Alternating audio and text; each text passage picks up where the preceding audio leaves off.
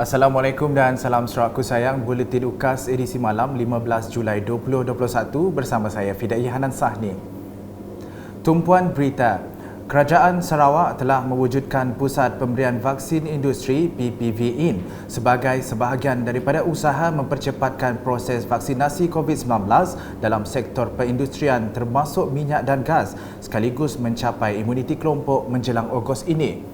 Timbalan Ketua Menteri Dato' Amar Awang Tengah Ali Hassan berkata, sehingga kini sebanyak 236 syarikat yang berdaftar dengan Kementerian Perdagangan Antarabangsa dan Industri, Terminal Perindustrian dan Pembangunan Usahawan Mintrade membabitkan 43,050 pekerja di sektor pembuatan telah terlibat dalam program PPV Industri. Samalaju Industrial Investors Association,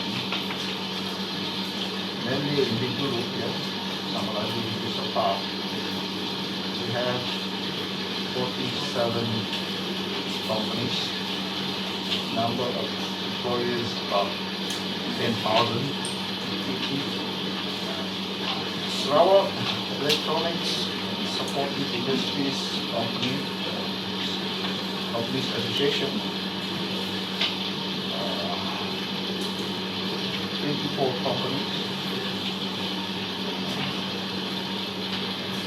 about 11,157 employees. Sarawak Association of Maritime Industries, 45 companies, number of employees 3,448. Sarawak Timber Association, this includes the Xinjiang Bali. Xinjiang, they have about three, one in Bintulu, the other one is in Belagah, for the industry. So, Sarawak Timber Industries Association, we have 64 companies that involve about 13,423.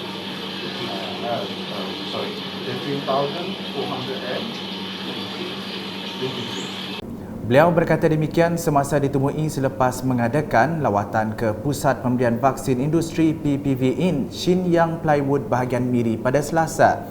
Setakat 13 Julai, Sarawak telah memberikan suntikan dos pertama kepada 1,437,565 orang atau 70.38% daripada populasi penduduk Sarawak dengan 661,799 atau 32.4% telah melengkapkan suntikan dos kedua. Dalam pada itu, Dato' Amar Awang Tengah yang juga Menteri Pembangunan Bandar dan Sumber Asli 2 turut menambah seramai 33,525 pekerja yang terlibat dalam sektor pembuatan telah menerima suntikan dos pertama dengan 8,270 pekerja dalam sektor berasaskan kayu. Untuk itu, dua lagi PPVIN telah dicadangkan untuk menawan Wood Sendian Berhad di Murum dan Shenyang Wood System Sendian Berhad di Belagah yang akan memberi manfaat kepada 1,371 pekerja secara keseluruhannya. Berita seterusnya. Prihatin dengan kekangan dihadapi golongan yang memerlukan, Menteri Muda Undang-Undang Hubungan Negeri dan Persekutuan dan Pemantauan Projek Sarawak, Datuk Sharifah Hasidah Said Ahmad Ghazali meluangkan masa bersama pasukan vaksinasi bergerak di Kampung Malaysia Jaya. Adun Samariang itu bersama petugas kesihatan telah melakukan program jangkauan vaksin kepada pesakit orang kurang upaya OKU, warga emas dan yang tidak berdaya di sekitar kampung berkenaan. Program tersebut dijalankan dari rumah ke rumah bagi memberi keselesaan dan kemudahan kepada para pesakit. Sementara itu, ibu kepada salah seorang pesakit autism, Zainab Sulong, merakamkan terima kasih kepada Adun Samariang dan pasukan vaksinasi bergerak kerana memudahkan golongan memerlukan menerima suntikan vaksin. Berasa terima kasih dengan Puan Hajah Julia Sukri telah menolong saya membawa YB Datuk Sharifah Rashidah datang di rumah kerana memberi vaksin dengan anak kami OKU Muhammad Nazri bin Osman, dan juga Sidak JBS yang semua hadir di situ, Sidak Hospital KKM lah, KKMO Hospital yang telah memvaksinkan anak kami. Selanjutnya mengenai pengagihan bakul makanan Ahli Parlimen Malaysia, pakej pelindungan rakyat dan pemulihan ekonomi pemulih kepada 15,300 ketua isi rumah KIR di kawasan Parlimen Mukah mula dilaksanakan pada Selasa. Residen bahagian Mukah merangkap pengerusi jawatan kuasa pengurusan bencana bahagian Mukah, Hamdiah Bakir, menjelaskan bantuan akan dihantar ke kawasan penempatan penduduk melalui ketua kampung ataupun jawatan kuasa kemajuan dan keselamatan kampung JKKK. Katanya Ahli Parlimen Mukah merangkap timbalan menteri di Jabatan Perdana Menteri Hal Ehwal Sabah dan Sarawak, Datuk Hajah Hanifah Hajar Taib, turut menambah peruntukan sebanyak RM465,000 menjadikan keseluruhan sebanyak RM765,000 diperuntukkan bagi program bakul makanan tersebut. Pengagihan akan dihantar ke kawasan penempatan penduduk melalui ketua kampung, tuai rumah ataupun JKK. Satu bakul makanan ni bernilai RM50. RM50 membawa jumlah keseluruhan untuk P213 adalah RM765,000. Beliau menjelas demikian kepada UKAS semasa simbolik penyerahan bakul makanan itu di Dewan Serbaguna Kuala Lama pada Isnin. Bakul makanan tersebut akan diagihkan kepada penduduk di 3 kawasan Dewan Undangan Negeri DUN, iaitu Dalat, Telian dan Balingian. Sementara itu, mengulas mengenai perkembangan kes COVID-19 di Mukah, Hamdiah menjelaskan kes positif di bahagian itu masih terkawal. Namun secara total, keseluruhan kes di Sarawak telah mencatatkan penurunan. Sebenarnya kes ini dia turun naik juga lah. Itu adalah rekod semalam lah. Kerana kalau dilihat dari seluruh negeri Sarawak, dia sudah pun menurun. Dan kes ini adalah kes dalam komuniti lah. Kita haraplah lepas ini akan berkurangan lagi kes. Kerana kebanyakan PKPD yang kita ada sudah tamat pun hari ini. Jadi kita tidak ada lagi dah PKPD. Yang paling penting adalah masyarakat hendaklah jaga diri. Jadi kena fahamlah kalau keluar kena pakai mask. Lepas tu ada penjarakan sosial. Mukah mencatat 22 kes positif baharu pada 11 Julai lepas berpunca dari kes komuniti, iaitu dari kluster Pasar Basah Mukah melibatkan penjual di Jalan Pasar Mukah. Setakat 11 Julai, 416 individu telah disaring hasil daripada saringan 39 kumulatif kes positif. Manakala satu lagi kluster masih aktif, iaitu kluster kilometer 85 Mukah merupakan kluster di tempat kerja yang dikesan melibatkan sebuah ladang kelapa sawit. Berikut pula inisiatif Pertubuhan Peladang Kawasan Kalaka dengan mengadakan program pembelian lambakan nanas dan cili bagi membantu memasarkan pekebun-pekebun menjual hasil tanaman yang tidak dapat dijual akibat pandemik COVID-19. Sebagai permulaan, sebanyak 1,590 kg buah nanas jenis MD2 dan 19 kg cili telah dibeli. Pengurus Besar Pertubuhan Peladang Kawasan Kalaka, Japar Amin, yang mewakili Pertubuhan Peladang Kawasan Kalaka, menyerahkan nanas dan cili tersebut kepada Pegawai Khas Adun Kabung, Nur Elfi Amir, yang mewakili Muhammad Cik Kadir bertempat di Pusat Khidmat Adun Kabung pada Rabu. Buah nanas tersebut akan diagihkan kepada petugas-petugas di Pusat Pemberian Vaksin PPV Balai Polis Kabung dan beberapa agensi barisan hadapan.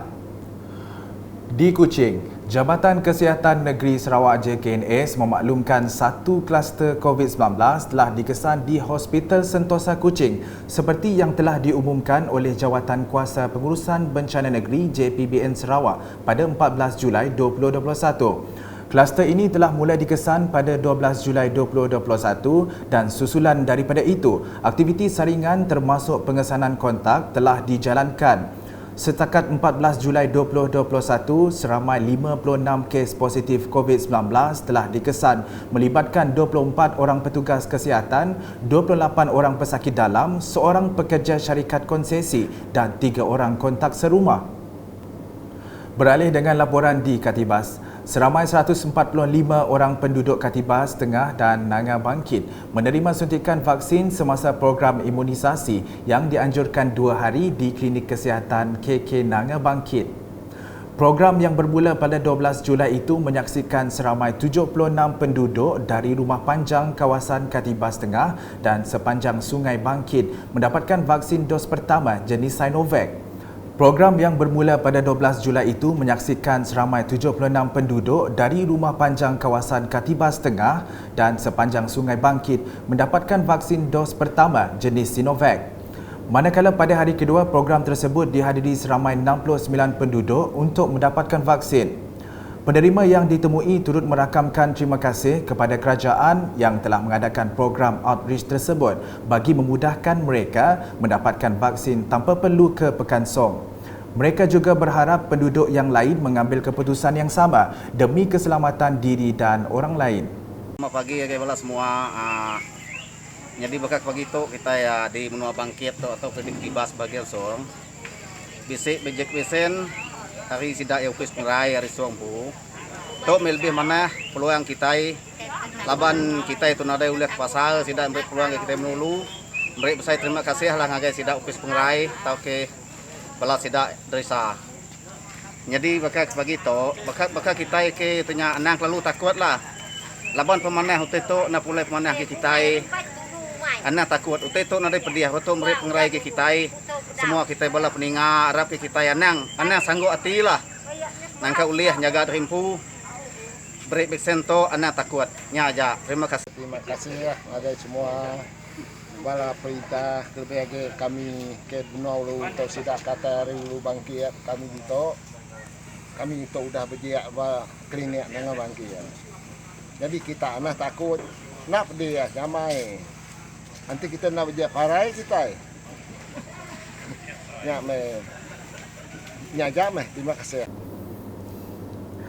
Berita seterusnya, masyarakat di negeri ini menyambut baik sambutan Hari Sarawak pada 22 Julai ini yang bertemakan Sarawak Gemilang untuk semua secara hybrid. Sambutan hari bersejarah itu tetap dilaksanakan dalam skala kecil melalui platform maya dan secara langsung menerusi rangkaian televisyen dan platform digital sebagai mematuhi garis panduan Perintah Kawalan Pergerakan PKP.